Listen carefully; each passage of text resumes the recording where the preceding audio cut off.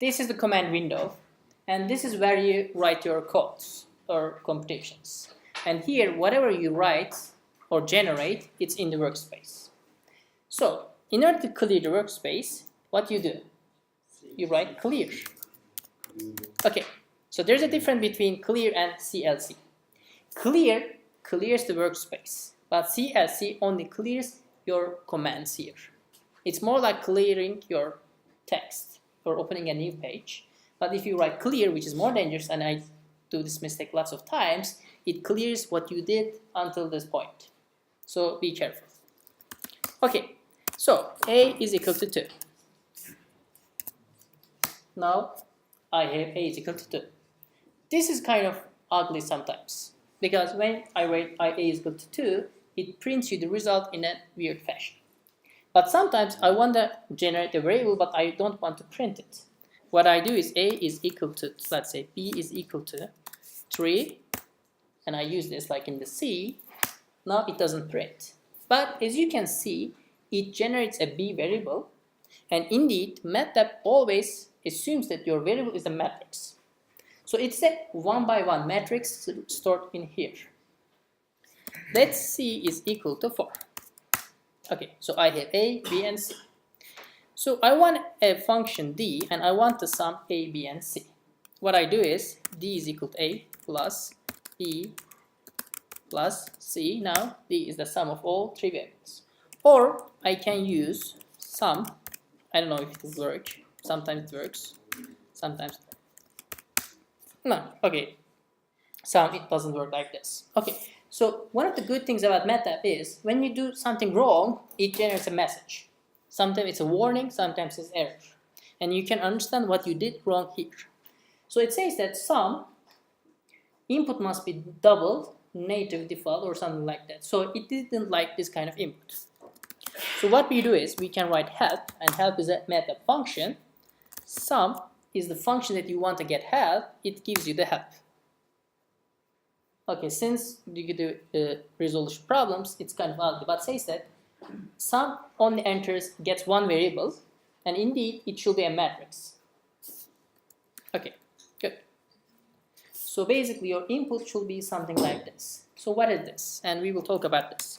Okay, so we know how to create variables. We can have A is equal to 2, B is equal to 3, but let's try to generate an array. How we can generate an array when there are a couple of different ways of doing this. So my array is my array.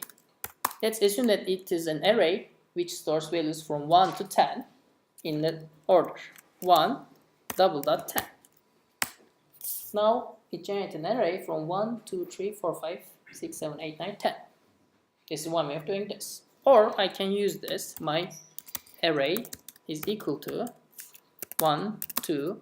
Let's say that I don't want 3, 4, 5. I don't want 6, 7, 8. I don't want 9 and 10. And this is the same way of generating array. There's one thing important here is this array is a row matrix. So everything you do, almost everything in MATLAB is kind of matrix. But let's assume that I want not a row, classical column matrix. What should I do? I clear this. My vector is equal to 1, 2, 3, 4, 5. Now it's a column vector. So how we can change the basically from row vector to column vector? Transpose. Okay. How do you think that we can use transpose in MATLAB? Good. Okay. So if you know English, then it means that you know MATLAB. My array is equal to transpose my vector. Okay, it works. There's another way. Sometimes this is easier. You use basically this. It's a kind of shorter way of taking the transpose. Okay, this is basically, it's not transpose, it's called conjugate transpose. So if you're only working with real numbers, it's the same thing. But towards the end of the class, we will work with complex numbers, unfortunately. you don't like much, but if you use transpose, it will be transpose. If you use this symbol, it will be conjugate transpose. So be careful if you are dealing with complex signals. Okay, so now we have vectors. How we can generate matrices? Do you have an idea? So how can we generate this? So yes, we will use arrays and metrics. So let's try to combine two things and try to come up with this. So R is equal to, let's start with 22 minus 10 minus 12. Yes, semicolon, minus 10, 38 minus 4, semicolon, 16, I close it, semicolon. Okay, so R. Let's double click R. And R says that R is a 3 by 3 double and these are the numbers. So if you double click something here, it will open a like Excel type table and you can see the results. Let's close this. Now we have R. Let's generate this matrix, the second one, column matrix, and call it B. Let's call it I. Is equal to 24 semicolon 0 0. Okay, so let's try to solve this. How I can solve this equation phonetically? Inverse of R. Okay, good. So basic idea is I want to take the inverse of R, multiply with I. Okay, how can I do it? Inverse, which is wrong. We don't have inverse. Yep. In R times I this. And it's correct.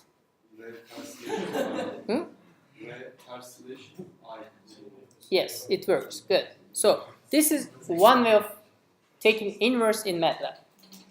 There are different ways. But this is the really direct inverse. So do you remember the formula that I gave you in the slides? It uses adjoints and determinant to compute. It basically computes this. But if you write this in a script-like function, MATLAB will give you a warning. Say that this is not a good way of computing this numerically. It takes lots of time, and numerical precision of this inverse is not good. Then since you do too many computation, because of the floating point errors, for big matrices it could be first wrong, or of course it changes how wrong it is. Second thing, it will take so much time. So this is like an analytical inverse. There are different ways of doing this, but you should be careful of using these methods. So there's a different inverse which is also direct. Basically this is the same thing. Minus 1. This is really like if you use this symbol hat, it's linked to the power. R to the power minus 1 times I. If you can see, it's the same thing. This is same with this. However, this is more general because, so I take the power of a matrix. So what I can do is, I can do minus 2 or I can do 2. So it's really the power function in C, but it is applicable to matrices and really doubles integers. So I can also do this. 2 to the power 2 is 4, 2 to the power minus 3 is this. Okay, so let's go back. This is an inverse. This is also inverse, and they give the same result. Okay, so since you talk, there are different ways of taking the inverse, but they are not exactly inverse. It is especially the thing that you told me. You cannot take the inverse of a matrix. You need this equation for that kind of solution. Okay, so there's P inverse of R pin times I. Okay, the result is same. This is called pseudo-inverse. It uses single value decomposition and other kind of techniques to compute the pseudo-inverse. So why they are same? Because they all take the inverse. Okay, so when do you think the answer will be different? Do you have an idea? No. Good. Okay, so basically, I think some of you know that you take the inverse of a matrix when the determinant not equal to 0. Yes. Or it is non-singular or full rank. There are a couple of different terms. So let's try this. R is like this. So I want to copy this row to here. And I want to multiply everything with 2. Let's say, okay, let's do this. Okay, now I have a different matrix. So what if I take the inverse of this? Matrix is singular. Why it's singular? Okay, it's not full rank because I have a redundant row and I can obtain the same row using a linear combination of the other rows. There, for example, if I do determinant of R, it is 0. Okay, so I cannot do this. But if I do this, I get an answer. Okay. It's interesting, right? I have an answer. So why it is useful? It's a different topic. So pseudoinverse makes something like this. It analyzes your matrix, and your matrix doesn't have to be square. For example, let's R2 is something like this. Let's I2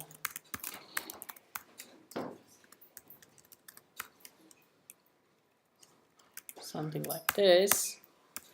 Pin R2 I2. No, okay. I have a mistake. Oops.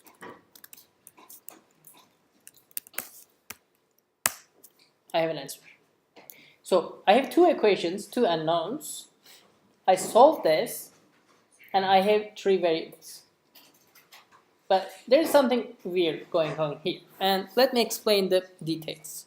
So I have 2 equations, 2 unknowns. So it means that there is some kind of a redundancy in my, is it redundancy?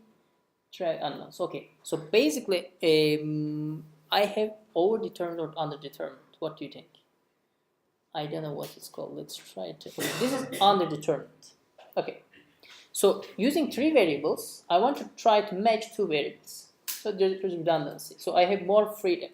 This function basically finds a solution which minimizes the norm of your output.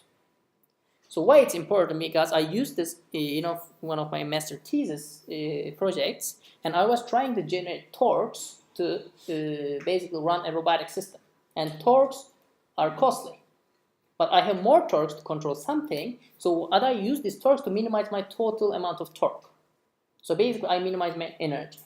So this way it's a useful. Let's do something weird here. I will generate a different matrix R3, and R3 will be composed of R and R2. So I have lots of stuff. So if I use this, okay, so I3, I usually use this. Okay, we will not do this in this class. Okay, we will basically use the classical inverse. We will use the same inverse, but our matrices will be square and our determinants will be non-zero. But it's still good to learn some new stuff. I2 and I.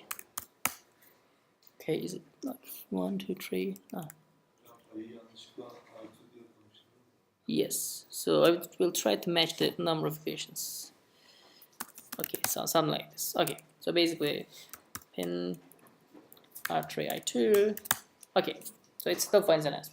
So basically pseudo inverse is so powerful but so difficult, such that if your matrix equation is correct in terms of dimensions, it will always give you a solution. But based on the if it's undetermined or overdetermined, it will give you a different solution. Sometimes it minimizes your input. Sometimes it minimizes the error, which cannot be perfectly 0. Here, for example, we find I1, I2, I3 such that the answer is exactly equal to 24, 0, and 0. But if I add more equations, since I cannot match the output perfectly, it minimizes the norm, the error between the real output and my available output. Okay, so let's go back to basics. R is this, I is this. Okay, inverse, let's say inverse of R times B. Okay, so original R. Okay, I. So this is the original equation. So we did this first. So we did this. There's a different way, which is R. Okay, so this is backslash R backslash B. I. Okay, good. So if I do this, I generate the same answer. And this is called QR decomposition. We solve the equation using QR decomposition. This is also similar to this. It's a numerical method. It is exactly the same with the direct inverse for classical square metric solutions if the undetermined is not equal to 0. But this is also applicable to solving underdetermined or overdetermined solutions. So basically in this class you can use any of the methods because our dimension of the matrices will be small. It will not matter, and they will give the same result. Of course, there will be some numerical errors, but if you look at the answers, they're pretty close. I think the errors will be quite different, up to 10 to the power minus 8 or something like that. Okay, basically this is the main thing that we will use in this class until the third midterm or something like this. Okay, so what do you want me to do with MATLAB? Let's try to refresh your memories from C, why you hate it, and we can just do it more quickly and easily. Or something else. What? Okay, so we can do plotting. We can do that, which you cannot do easily with C. Okay, so how we can plot this? Okay, let's generate a t, time variable, from 0 to... Okay, so this is important, this is weird. Okay, so I generate a t from 0 with increments of 0.01 and up to 10. This is that much easy. Okay, now I have t. So what I want to do is, let's say my y, my output is equal to exponential of t. I write exp of t. This is weird. Okay, you cannot do this easily with C. I have an array and I take the exponential of array. So what MATLAB does is basically it takes each element, take the exponential and store it at different variable. So if we plot t with respect to y, it is like this.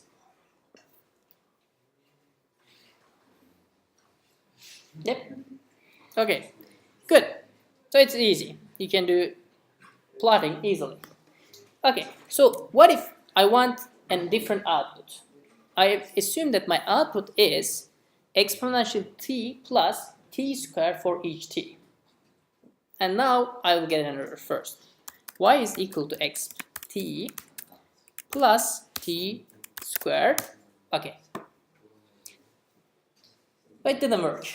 It says that inputs must be a scalar and a square matrix. Okay, in order to use it, your input should be either scalar or square matrix. Because by definition, MATLAB always assumes that your operation is a matrix operation. So instead, use dot hat. Let's try. Now it solved the problem. And if I plot this, it's similar. So let's try this and see if it's correct or not. Y is equal to this. Y is equal to this. Plot t versus y. Okay, so it's a quadratic function. Okay, when you use dot, MATLAB basically enters a different operation. It tries to perform this like operation which is dot with dotted here for each element of t. We can do different kind of things. For example, so I have y, I have t. I want to generate z, which is basically y divided by t, or y divided by t to the power 3. So for each element, because they are same length array, I want to divide y by t square. Yes, good. Dot here and also dot here. For each operation I want, because it to be for 1 by 1, you need to put dot. So if you plot z, it is something like this. Okay, so it's really powerful, and the problem is, if you do something with MATLAB, sometimes it solves your problem, but if there's an error, it will solve anyway. So you should be careful. It's really easy to do mistakes with MATLAB, because at the end, it just computes everything, almost everything. Okay, anything that you hated previously? What? For plotting, good. Okay, we can do that. So x is equal to from minus 10 with 0.1 increments to 10. Y is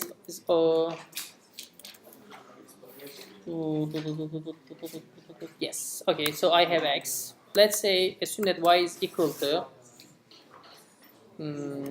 x dot square. Z is equal to x dot cube. Plot x, plot 3 x, y, z. Now I have a three-dimensional plot.